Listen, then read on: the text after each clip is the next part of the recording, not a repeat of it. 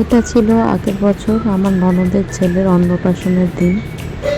ছোট্ট দিদি সেজে গুছিয়ে রেডি যাবে বলে, ওর এটা প্রথম একটা বড় অনুষ্ঠান ছিল ওর কাছে, ছোট্ট ভাইয়ের অন্নপ্রাশনের নিমন্ত্রণে যাবে। এই যে এসে গেছি, এই যে আমার ননদ দাঁড়িয়ে, আর পুচকে প্রথমে খুবই কাজ ছিল, আমার দুই দেওর ওকে খাওয়াতে বসেছিল, ওর আর কি মামা। খুবই কাজ ছিল, কিন্তু দেখো মাছের মাথাটা কি সুন্দর খাচ্ছে, মানে স্বাদটা আর কি অন্যরকম পেয়েছে বলে হয়তো খুব ভালো বেশি চেটে চেটে খেয়েছে। আর হচ্ছে পায়েস, মানে ও যখনই কাঁদছিল সবাই এক চামচ করে ওকে পায়েস দিচ্ছিলো, আর ওর কান্না বন্ধ হয়ে যাচ্ছিল।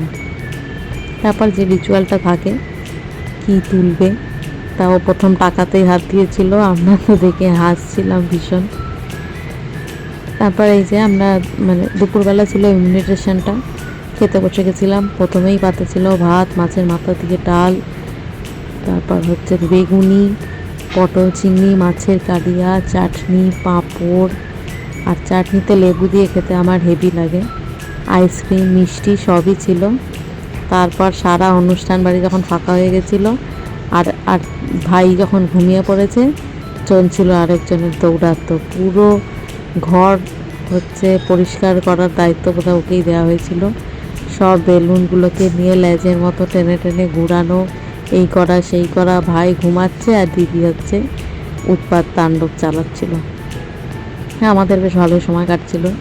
সবাই ওকেই রেখে যাচ্ছিল, কারণ যার অনুষ্ঠানে এসছে সে তো ঘুমোচ্ছে। আর এই কেকটা ননদরা অর্ডার করেছিল, এত সুন্দর দেখতে ছিল কেকটা, মানে দেখেই চোখ জুড়িয়ে যাচ্ছিল। কেটে খাওয়ার কথা আর কেউ চিন্তা করছিল না। এই যে ননদ, নন্দাই আর ওর ছেলে কেক কাটিং করছে।